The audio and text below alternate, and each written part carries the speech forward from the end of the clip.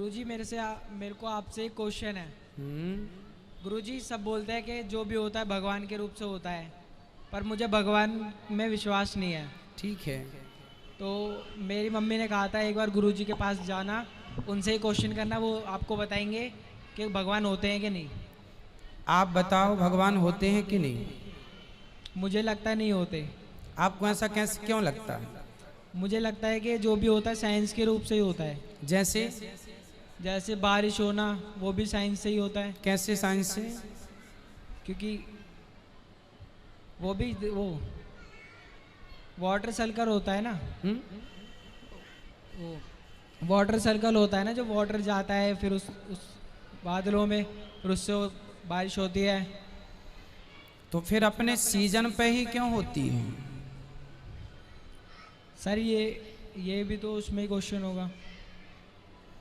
देखो, आप ठीक कह रहे हैं, हर चीज में साइंस है। यस।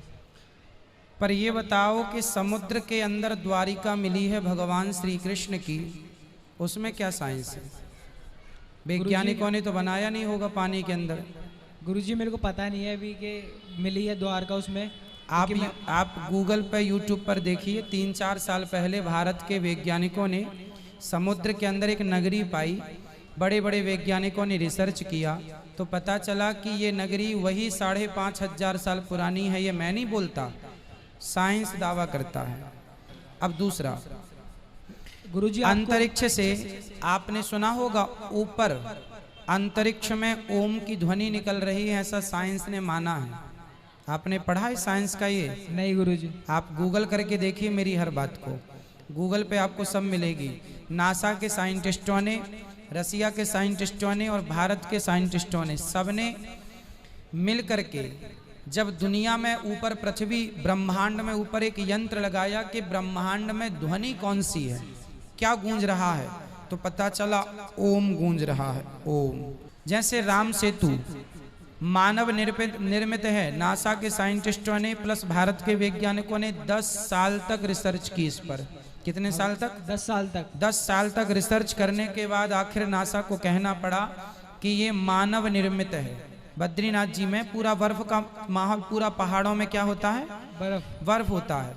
पर वहाँ बद्रीनाथ जी के मंदिर के ठीक सामने एक कुंड है, उस कुंड में गर्म पानी आता है। कहाँ से आता है आज तक किसी वैज्ञानिक को नहीं पता, जबकि चारों तरफ बर्फ है। वहाँ की नदी भी जो है बिल्कुल बर्फ जैसी ठंडी है, लेकिन वहाँ गर्म पानी इसलिए है कि भगवान को पता था कि भक्त लोग यहाँ आएंगे और यहाँ भगवान का भजन करेंगे, सर्दियों में ठिठुरेंगे तो उनको कोई गर्म पानी, तो प्राकृतिक गर्म पानी है, किसी ने किया नहीं। आप कभी जाएंगे तो ये साइंस आपको मिल जाएगा।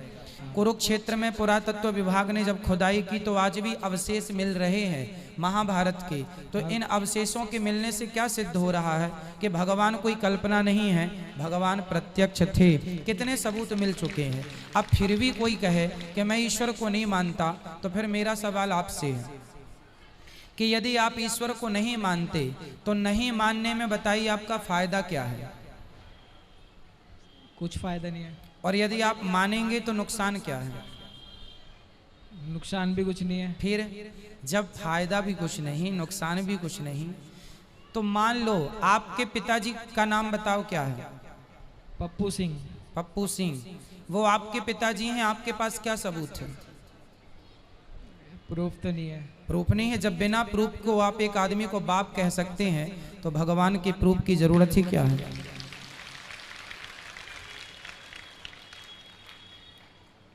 धन्यवाद गुरुजी। खुश रहिए। आप मानेंगे भगवान को या नहीं? हाँ मानूंगा। क्यों मानेंगे? मैंने कहा इसलिए नहीं, आपके दिल से, आप दिल से फील कीजिए। कबीर साहब कहते हैं मैं क्या ही समझाऊं, मैं क्या ही समझाऊं, सब जगह अंधा और सभी भुलाने पेट के धंधा। सारा आदमी पेट के धंधा में लगा हुआ है, अपना चिंतन खत्म। आगे क्या मिलेगा, पीछे वाला सब छूट के कहां जाएगा, ये सब कोई चिंतन नहीं, कोई भजन भक्ति की चिंतन नहीं, कोई कल्याण विचार नहीं है। साहब कबीर ने कहा ये मानव नहीं, ये सब पशु है, नर पशु। रूप है नर वाला, चाल है सबका पशु वाला। नर पशु है और कुछ लोग वेद पशु है, वेद पशु। हिंदू के ग्रंथ किसको माना गया?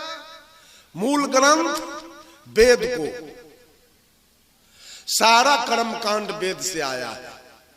श्राद्ध, विवाह, जनेऊ, मुंडन, घर के उद्घाटन, घर के नींव, छठ, चकचंदा, होली, दिवाली, जितिया, खरजितिया, करवा चौथ, तीज, कर्मा धर्मा, महाविष्णु जग, महारुद्र जग, सतचंडी जग, अठजाम, चौपहरा, गंगा, जमुना, कमला, जमंगला, बैनाथ, जगन्नाथ, भूतनाथ, केदारनाथ, काशी, हरिद्वार, प्रयाग, वृंदावन, ब्राह्मण, क्षत्रिय, वैश्य, शूद्र, ये सारी व्यवस्था कहां से आई?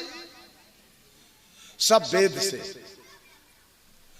सब आया वेद से। वेद किसने लिखा?